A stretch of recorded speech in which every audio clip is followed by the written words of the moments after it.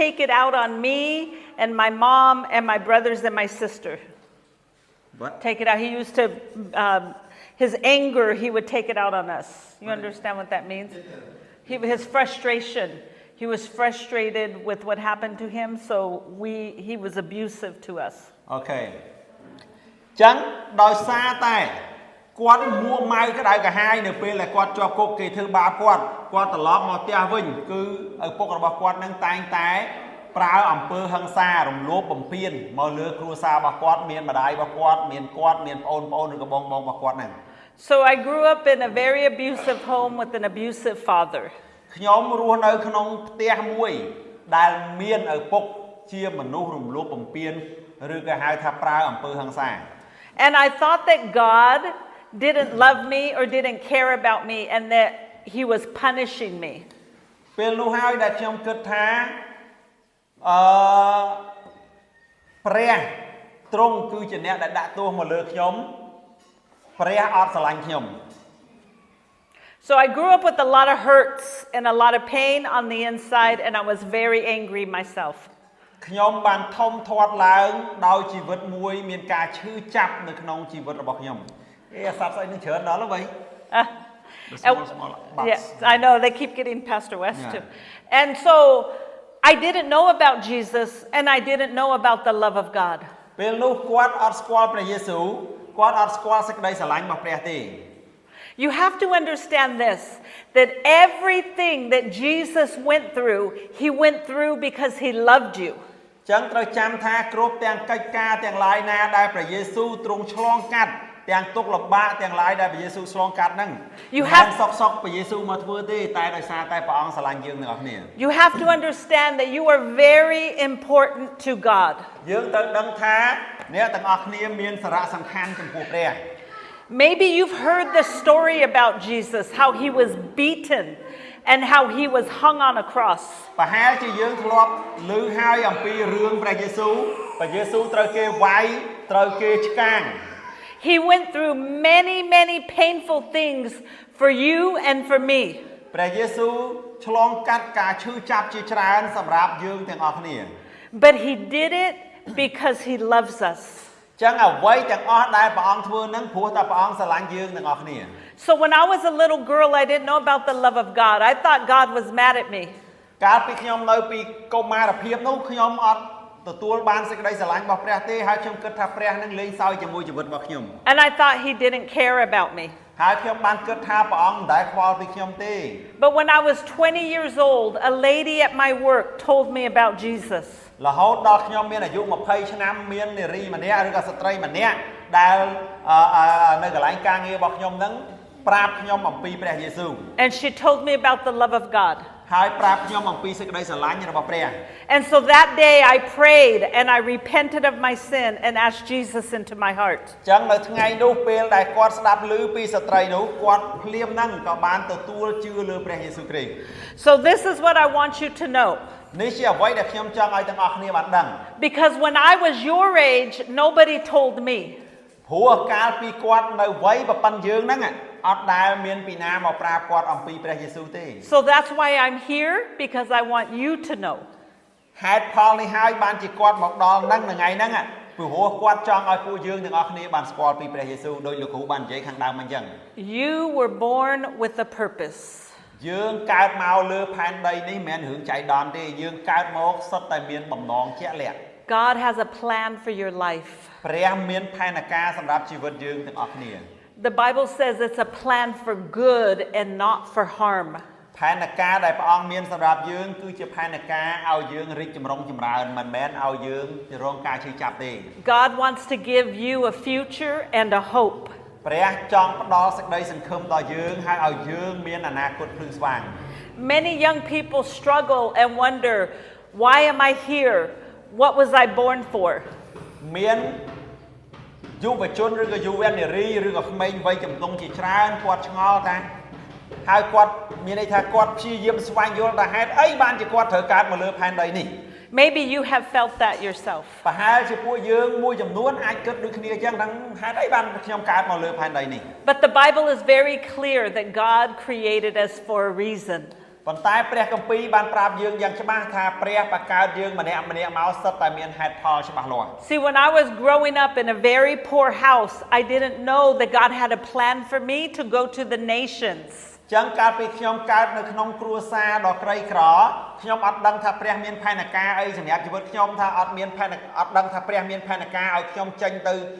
ប្រជាជាតិជាច្រើននោះទេ God has sent me and my husband to so many nations to tell them about the love of God. ក៏ប៉ុន្តែក្រោយពីខ្ញុំបានទទួលជឿព្រះទើបខ្ញុំដឹងថាព្រះទ្រង់មានផែនការហើយព្រះអង្គបានបញ្ជូនខ្ញុំទៅកាន់ប្រទេសជាច្រើនដើម្បីប្រាប់ដល់ប្រជាជាតិទាំងអស់នោះអំពីសេចក្តីស្រឡាញ់របស់ព្រះ And God has the same plan for you. ហើយព្រះមានផែនការសម្រាប់ពួកយើងទាំងអស់គ្នាដែរ Some of you will go to other nations to tell about Jesus. ថ្ងៃណាមួយក្នុងចំណោមពួកយើងនេះអាចនឹងចេញទៅប្រទេសណាមួយទៅប្រាប់គេអំពីព្រះយេស៊ូវដូចជាលោកគ្រូអញ្ចឹងចេញពីក្រលហាមតែដើរទូទាំងពិភពលោកដែរ But all of us are called by God to tell the world about his son. ប៉ុន្តែត្រូវចាំថាយើងទាំងអស់គ្នាទោះបីមិនបានចេញទៅទូទាំងពិភពលោកដោយលោកគ្រូដោយពួកគាត់ប៉ុន្តែយើងអាចចេញទៅប្រាប់អ្នកដទៃអំពីព្រះយេស៊ូវគ្រីស្ទបានប្រសិនបើយើងទទួលយកព្រះយេស៊ូវក្នុងជីវិតយើង See, you are not an accident. ចឹងយើងទាំងអស់គ្នាកើតមកមិនមែនជារឿងចៃដន្យទេ God personally made you just the way you are. ព្រះអង្គទ្រង់បង្កើតយើងមកតាមលក្ខណៈដែលយើងមានសប្តាហ៍នេះ The Bible says that we are God's workmanship, ព្រះគម្ពីរបានប្រាប់ថាយើងជាស្នាពហស្សរបស់ព្រះ kind of like an artist who takes clay and forms it and makes something beautiful and special. ដូចជាវិចិត្រករដែលគាត់យកដីឥដ្ឋមកហើយជប់ហើយសូនដីឥដ្ឋនោះឲ្យទៅជាអ្វីមួយដ៏ស្អាតដូចទៅជារូបទៅជាស្អីយ៉ាងស្អាត The Bible tells us that God formed us in our mother's womb. ព្រះគម្ពីរបានប្រាប់យើងទាំងអស់គ្នាថាព្រះអង្គបានជប់សូនយើងនៅក្នុងពោះម៉ែយើង Yes. កាលពីមុនប្រពន្ធក៏ដៃសោះឥឡូវកំមុំអស់ Inside your mother's womb. បាទនៅក្នុងផ្ទៃម្ដាយរបស់យើងនៅក្នុងផ្ទៃម្ដាយតែទៀតយើងខ្លាយទៅជាអ្នកគេមកក្នុងពោះយើងវិញហើយ And it says that we are fearfully and wonderfully made. ហើយយើងទាំងអស់គ្នាត្រូវបានបង្កើតឡើងយ៉ាងអស្ចារ្យមែនទែន So God has a plan for each and every one of us. ព្រះមានផែនការសម្រាប់យើងម្នាក់យើងកើតលើផែនដីនេះមិនមែនចៃដន្យទេកើតមកកូនអ្នកភ្នំនេះមិនមែនចៃដន្យទេណាកើតមកកូនអាកាមិនមែនចៃដន្យទេឬអត់ Some of you will be pastors. ប្រហែលជាយើងមួយចំនួននឹងខ្លាយទៅជាអ្នកដឹកនាំព្រះវិហារដែលគេហៅថាគ្រូកងវិល But God's going to use all of you to share his love. ក៏ប៉ុន្តែព្រះនឹងប្រើយើងម្នាក់ឲ្យចែករំលែកពីសេចក្តីស្រឡាញ់ព្រះអង្គប្រសិនបើយើងអនុញ្ញាតឲ្យព្រះអង្គប្រើ And he has a future filled for you that's full of hope. ចឹងយើងមានអនាគតមួយដែលពោពេញទៅដោយសេចក្តីសង្ឃឹម God created us for good works. ព្រះជាម្ចាស់ទ្រង់បង្កើតយើងទាំងអស់គ្នាមកសម្រាប់ការងារល្អ For good works. ឲ្យយើងប្រព្រឹត្តអំពើល្អ Pastor Khan is a perfect example of that. លោកគ្រូខុនគឺជាគំរូមួយដ៏ល្អឥតខ្ចោះសម្រាប់យើងអំពីការធ្វើការល្អនេះ Maybe you don't know, but God sends him all over Cambodia to do many good works. ប្រហែលជាពួកយើងអត់បានដឹងទេប៉ុន្តែព្រះបានបញ្ជូនលោកគ្រូទូទាំងប្រទេសកម្ពុជាដើម្បីធ្វើអំពើល្អធ្វើការល្អម៉ាអ្នកដែលដឹងរឿងហ្នឹង He builds churches. ហើយលោកគ្រូខុនបានទៅសាងសង់អគារព្រះវិហារអញ្ចឹង He builds schools. ទៅសាងសង់សាលារៀន They put wells into villages ទៅធ្វើអានេះអណ្ដូងទឹក to bring people fresh water. បាទដើម្បីឲ្យប្រជាពលរដ្ឋទទួលបានទឹកស្អាតប្រើ And he takes time and he comes to villages like this to teach you about the love of ហើយ God. បានចំណាយពេលវេលាចំណាយថវិកាមកភូមិដូចជាភូមិយើងចឹងដើម្បីបង្ហាញសេចក្តីស្រឡាញ់របស់ព្រះ God has used my husband and I for good works. ព្រះបានប្រើពួកគាត់ពីអ្នកប្តីប្រពន្ធសម្រាប់ធ្វើការល្អចឹងដែរ And God is going to use you for good works. ត្រូវចាំថាព្រះមិនមែនប្រើតែលោកគ្រូមិនមែនប្រើតែពួកគាត់ទេក៏ប្រើយើងដែរឲ្យតែយើងអនុញ្ញាតឲ្យព្រះប្រើ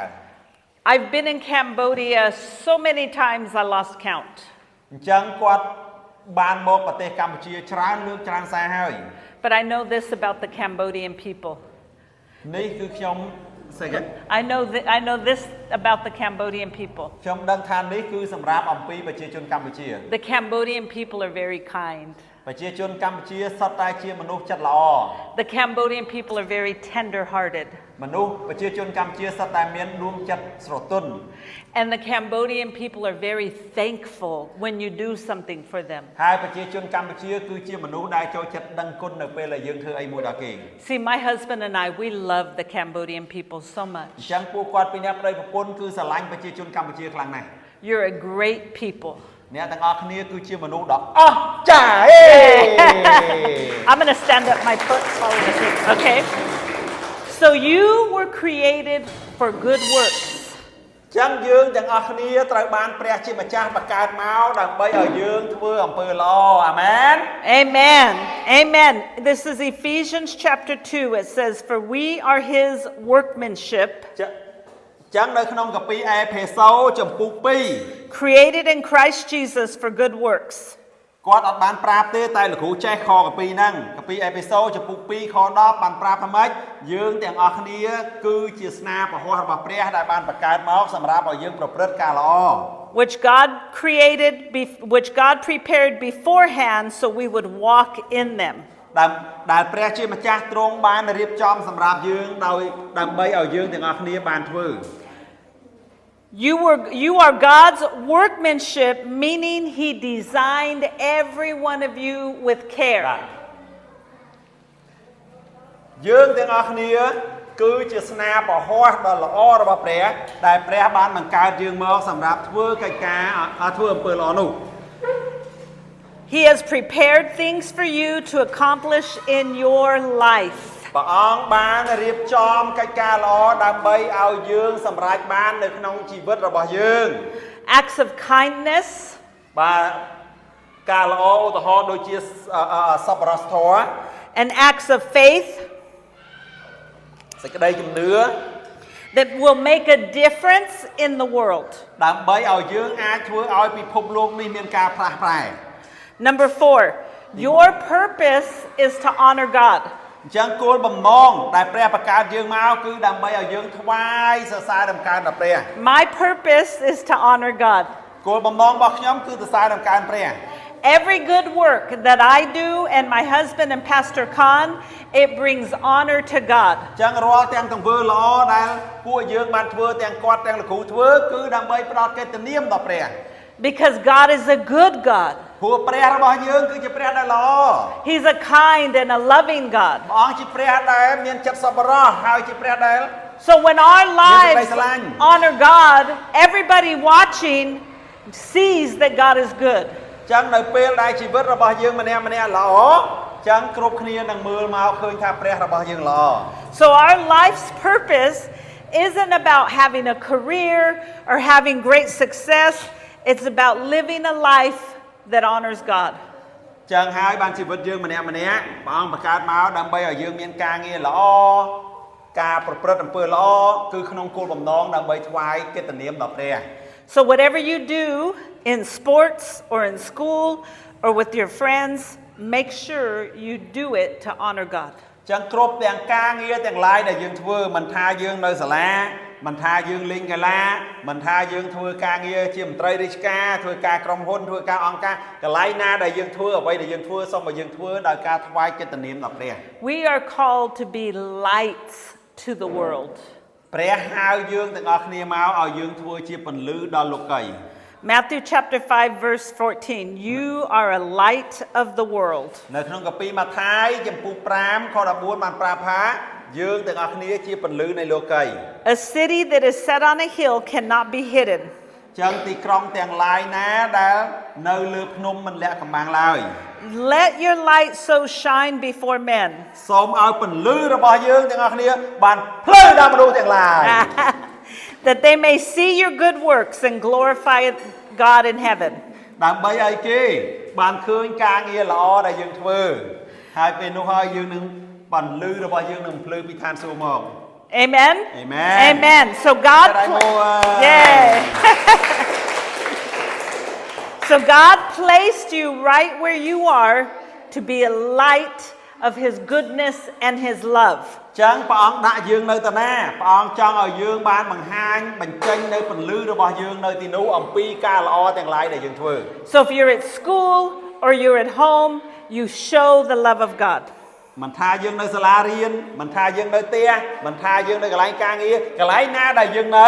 គឺយើងព្រះអង្គចង់ឲ្យយើងបានបញ្ចេញសេចក្តីស្រឡាញ់របស់ព្រះនៅទីនោះ So just like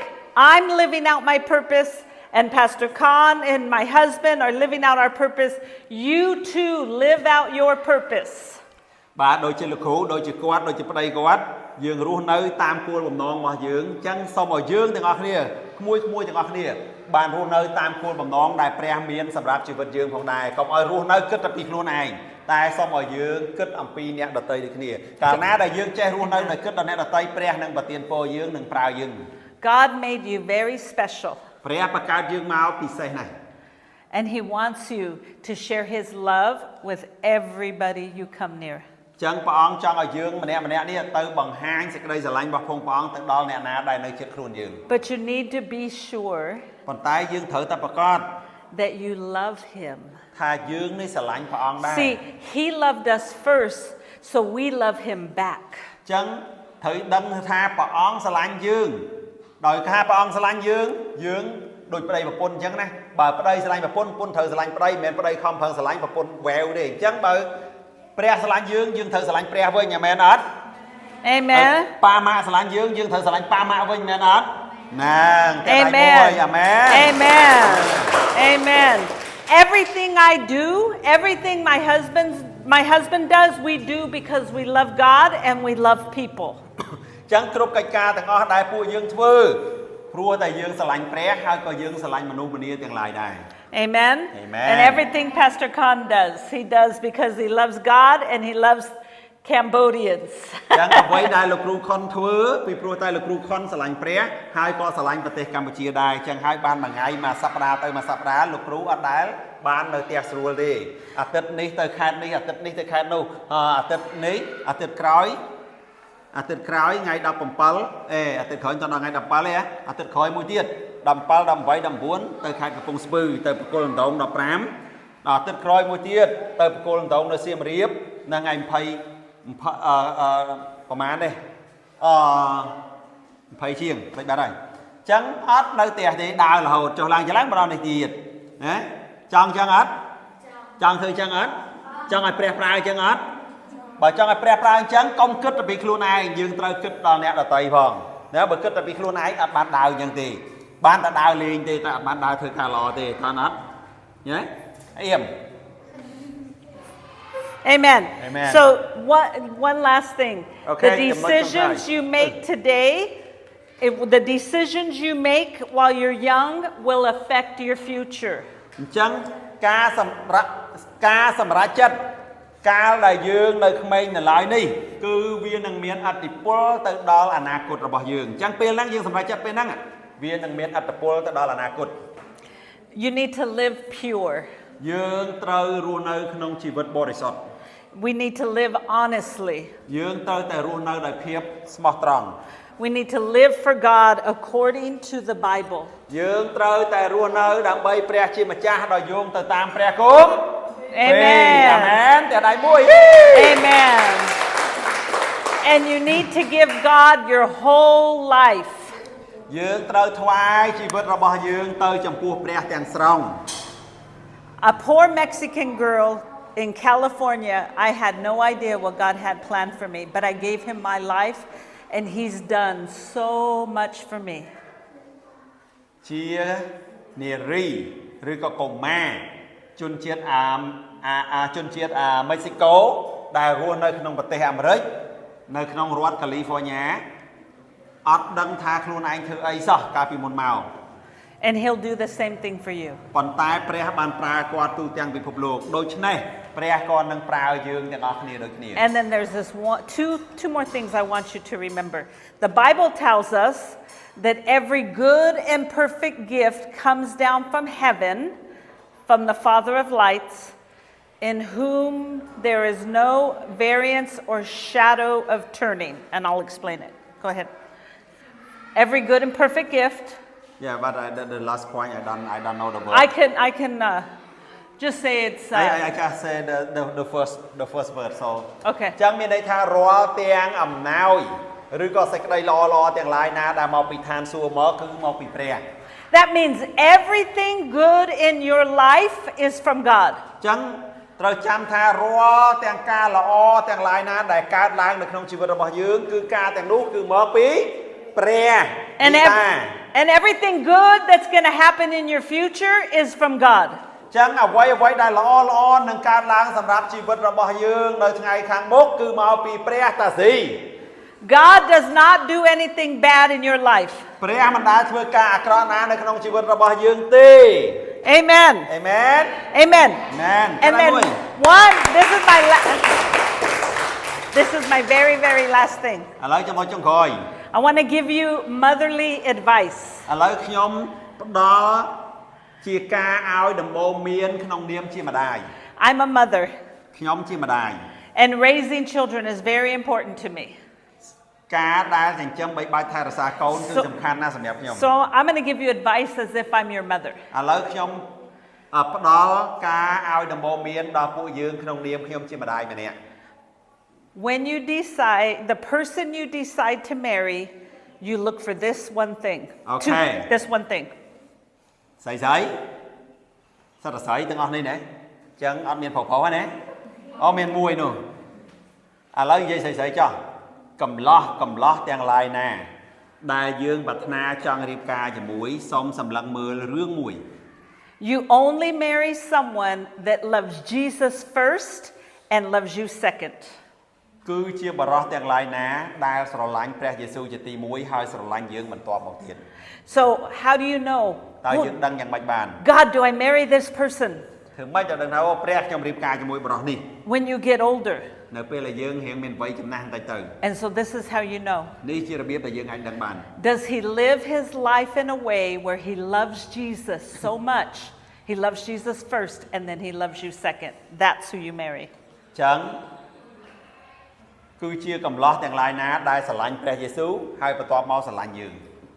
នេះហើយជាបរិសុទ្ធដែលយើងអាចរៀបការគួរតែរៀបការជាមួយ Amen. Amen. Amen. Amen. You want me to lead them in the prayer?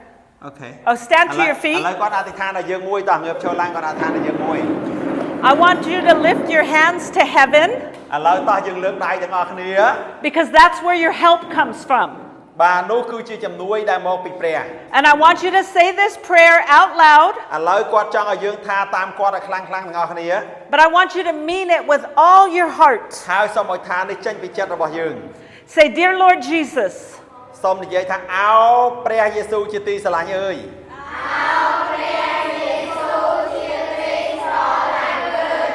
Forgive me of my sin. សូមអត់ទោសអំពើបាបខ្ញុំ Come into my heart. សូមយាងមកក្នុងចិត្តខ្ញុំ Wash me and cleanse me. សូមលាងខ្ញុំហើយសម្អាតខ្ញុំ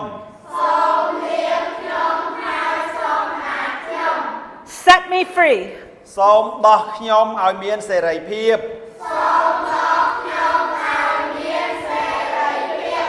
Jesus, thank you ព្រះយេស៊ូវអើយខ្ញុំអរគុណព្រះអង្គ that you died for me. ដែលព្រះអង្គបានសោកុតសម្រាប់ខ្ញុំ I believe you've risen from the dead ខ្ញុំជឿថាព្រះអង្គបានរស់ពីសោកុតឡើងវិញ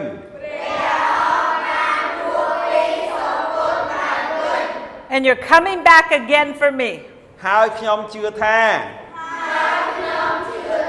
ព្រះអង្គនឹងយាងមកម្ដងទៀតសម្រាប់ខ្ញុំ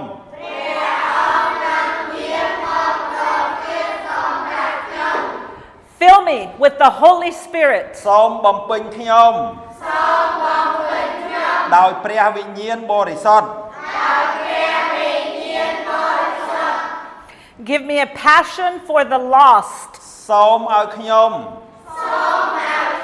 មានក្តីក្ដួលអាណិត សម្រាប់មនុស្សដែលបាត់បង់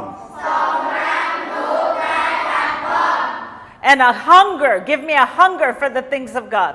សូមឲ្យខ្ញុំមានការស្រេកឃ្លានសម្រាប់អ្វីៗដែលជារបស់ព្រះ